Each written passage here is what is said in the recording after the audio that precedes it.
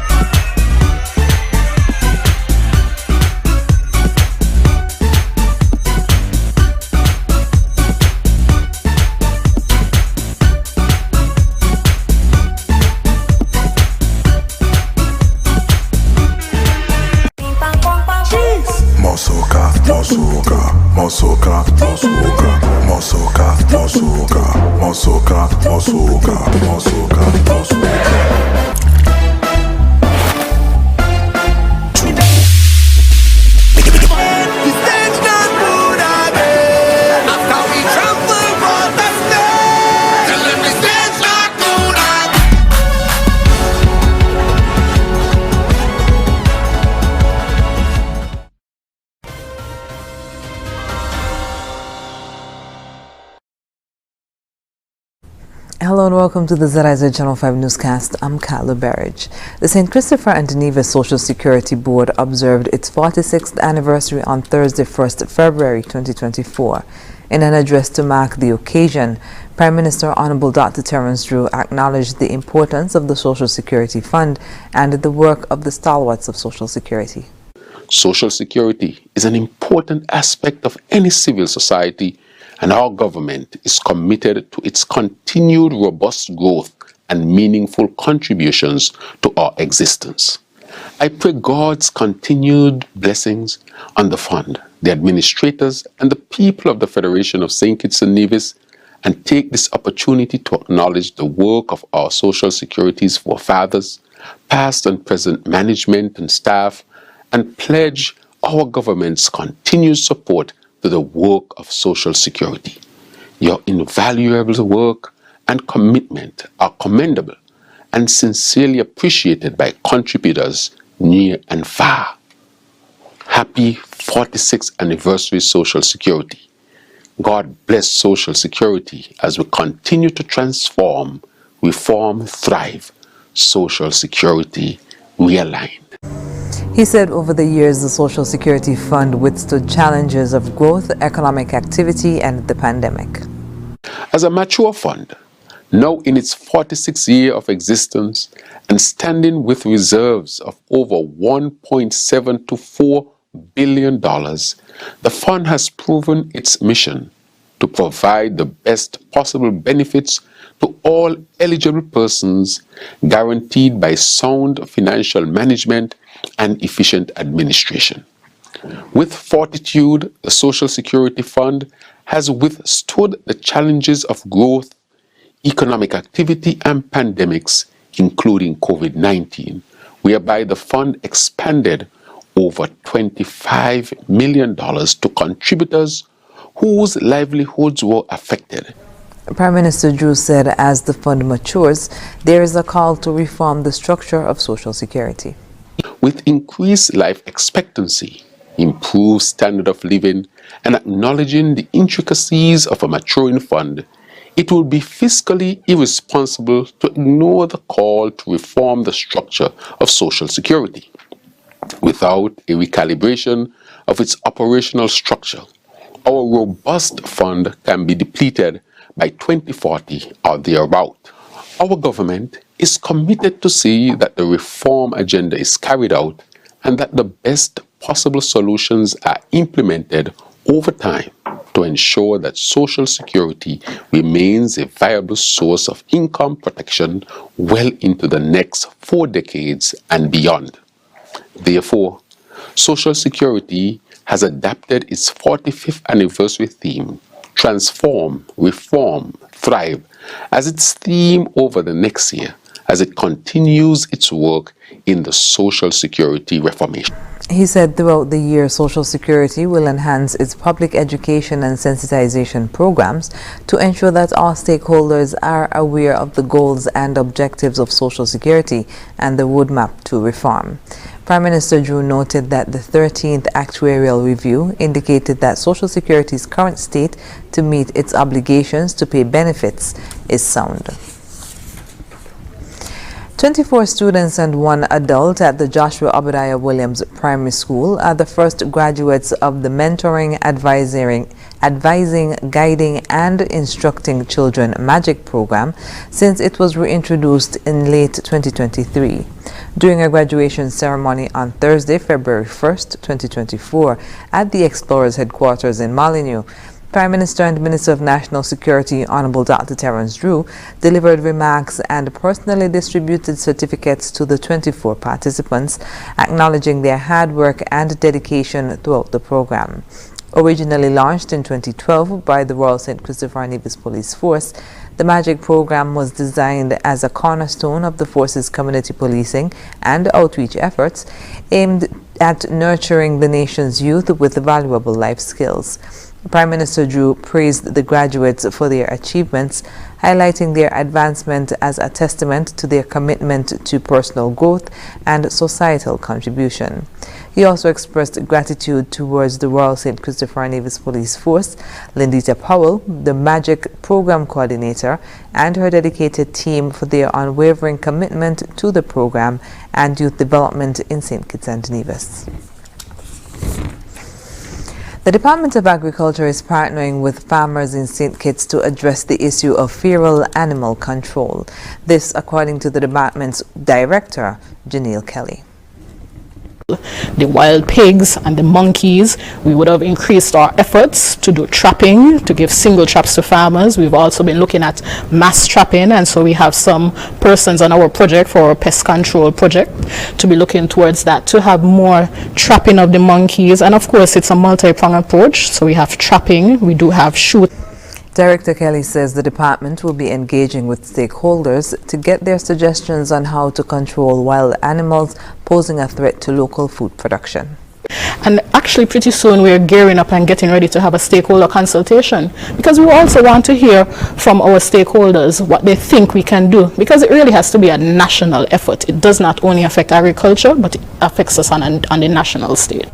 Director of Agriculture on St. Kitts, Janelle Kelly. After the break, Liamiga Farm listed as National Geographic's Best of the World Cultural Spot, and Echo BMI and SASM inquire about royalties. Stay with us.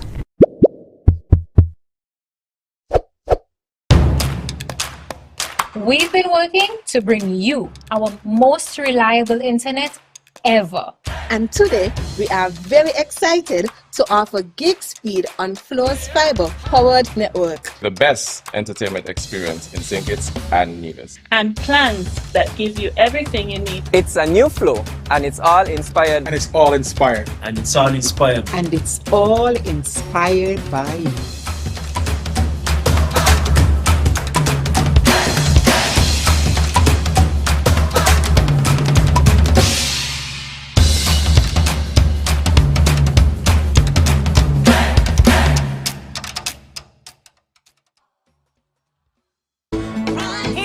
Sponsored Value Mart IGA specials. Running January 25th to February 7th. Now our Value Club Blue Tag specials.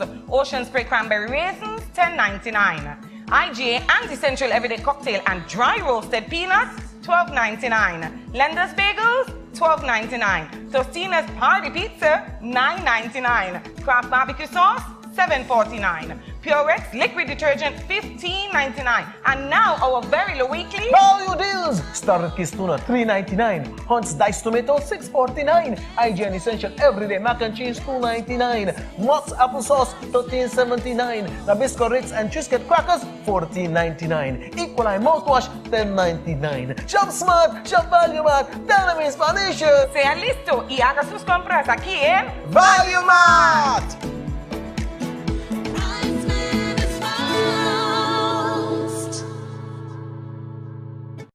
National Home Loans, get your dream home. All could be yours. Walk through the door, come take what you need. Get you the keys. All could be yours. What you deserve. National Home Loans, get your dream home. Get your dream home.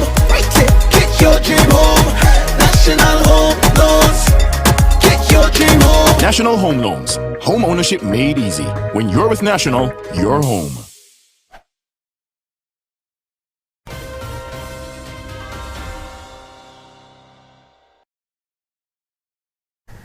Welcome back. La Amiga Natural Farms has been listed as one of 2 Caribbean spots to visit in 2024 in the National Geographic's Best of the World list published on January 30th. National Geographic hailed the coffee and citrus farm as a place upholding local traditions, saying, quote, on Phillips Mountain in St. Kitts, this coffee and citrus farm recently started hosting 3-course lunches for visitors, serving dishes using local produce and specialties, including fig chips, saltfish, pickled turmeric, and homemade coffee ice cream. Co-owner Tiffany Mike is quoted as saying, as you explore La Amiga Natural Farms, you're not just a guest, you're a part of our mission to preserve the environment, uphold Kittitian traditions, and create a sustainable future, end quote. The other Caribbean spot mentioned is the Molinier Underwater Sculpture Park in Grenada. The Caribbean folklore of 31 life-sized characters stand submerged 3 to 7 meters. They are made of stainless steel and pH-neutral marine cement. Other sculptures in the park date from 2006 and are now covered in a collage of corals, sponges, and other marine life. Collective management organizations like the Eastern Caribbean Collective Organization for Music Rights, ECHO, the Broadcast Music Inc., BMI, and the Society of Authors, Composers, and Publishers of Music, SACEM, are alerting the public to inquiries made by artists and songwriters regarding royalty payments, as persons are using audiovisual works without paying for licenses. Audiovisual works include music videos, movies, and cinemas, live streaming with music incorporated in the background, and broadcast stations. Also included is any entity that shows videos that include music. In a press release issued on Thursday, the regional body said that international agencies are inquiring about such payments and that they will be assisting their inquiries. It said, quote, in ECHO's mandate to protect music rights, the organization has provided and will be providing all information requested on these matters to the inquiring parties, including but not limited to non-licensing information, end quote. The organizations named are not the only ones globally. ECHO said, quote, although these 2 collective management organizations are mentioned, it is important to note that the works in question are copyright protected and owned by other rights holders associated with other CMOs, end quote. Persons are warned that if they do not obtain a license from ECHO or do not have the copyright holder's permission for use of their works, they may be liable for copyright infringement. Son of the Soil USVI resident Rick Grant, who is the author of 4 children's books, has announced that all 4 books are available in 3 languages, English, Spanish, and Haitian Creole. His books, When I Grow Up, Where I Live, Health and Safety for You and Me, and When Storm Winds Blow, were published by Little Bell Caribbean. In a press release, Grant is quoted as saying that the stories hold a special place in his heart and that he is, quote, thrilled to share them with the Spanish and Haitian Creole-speaking communities, end quote. He stated that the purpose of the translation is to foster a love of reading and cultural understanding among children of all backgrounds, to emphasize that representation matters, and to allow all children to explore the world of literature and learn their native languages, end quote. They are all available in print and Amazon Kindle versions. Coming up, regional news: strike at UWI-Phil campus ends. The details when we come back. Here are your horses at Value Mart IGA specials. Running January 25th to February 7th. Now our Value Club Blue Tag specials. Ocean Spray Cranberry Raisins, $10.99. IGA Anti-Central Everyday Cocktail and Dry Roasted Peanuts, $12.99. Lender's Bagels, $12.99. Tostina's Party Pizza, $9.99. Kraft Barbecue Sauce, $7.49. Purex liquid detergent $15.99. And now our very low weekly value deals. Starter Kiss Tuna $3.99. Hunt's Diced Tomato $6.49. IGN Essential Everyday Mac and Cheese $2.99. Mott's Applesauce $13.79. Nabisco Ritz and Triscuit Crackers $14.99. Equaline Mouthwash $10.99. Shop Smart, Shop Value Mart, dale Spanish. Sea listo y haga sus compras aquí en Value Mart.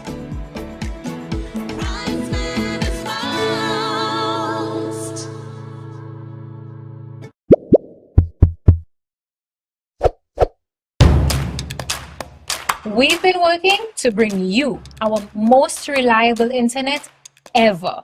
And today, we are very excited to offer gig speed on Flo's fiber-powered network. The best entertainment experience in St. Kitts and Nevis. And plans that give you everything you need. It's a new flow, and it's all inspired. And it's all inspired. And it's all inspired. And it's all inspired by you.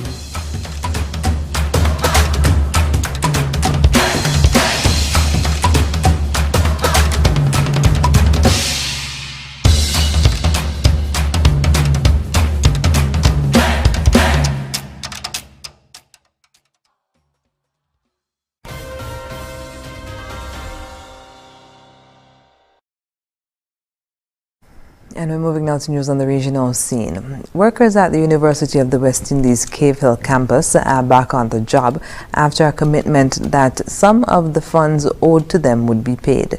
Information reaching CBC News indicated that the workers received the lump sum payments to their accounts. Day 3 of strike action at the University of the West Indies Cave Hill campus was averted by good news regarding their pay, the catalyst for the action. BWU General Secretary Tony Moore said that since yesterday, much had transpired.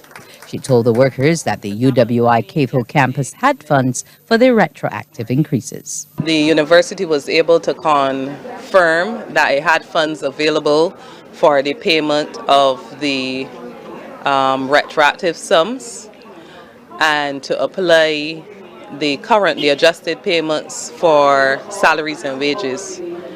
The university was committing to complete those retroactive payments, however, by April this year.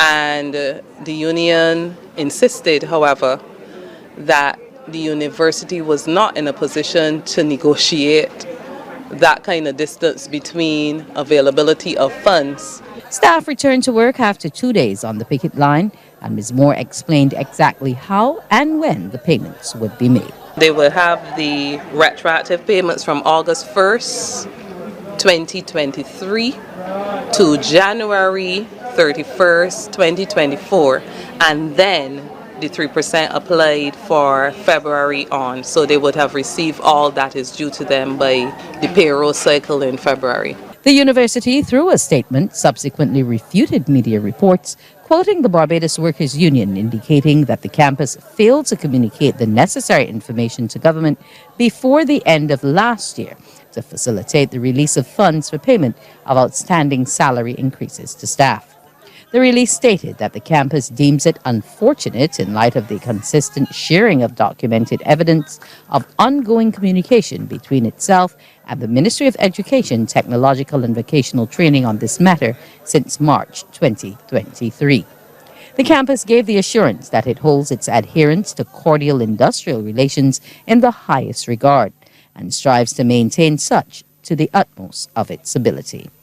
Ms. Moore said staff were satisfied with the outcome, adding that should the campus not honor the agreement, there are options. Today is Thursday. If the university gives a commitment to make payments today and the university does not honor that commitment today, then the workers have the power. I don't think that the university want to relegate the position that it is now in to honor its commitment to workers having to exercise the kind of force that we have seen for the last 2 days. Approximately 1,000 staffers are expected to receive the $1,500 lump sum payment.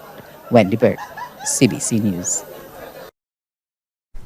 A new directive has been issued, effective immediately, requiring contractors in Guyana to be responsible for repairing and rehabilitating any damages or destruction caused to public property or the property of public utilities during the execution of their contracts.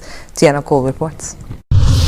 A notice from the chambers of the Attorney General on Thursday stated that in light of the wanton destruction of public property and the properties of public utilities by contractors in the execution of their contractual obligations. According to the Attorney General's office, the government of Guyana has resolved that with immediate effect, all contracts executed by the government of Guyana, public authorities and state agencies shall contain express clauses that will compel contractors to repair and rehabilitate all damages or destruction caused or occasioned to any public property or the property of any public utility in the execution of their contracts.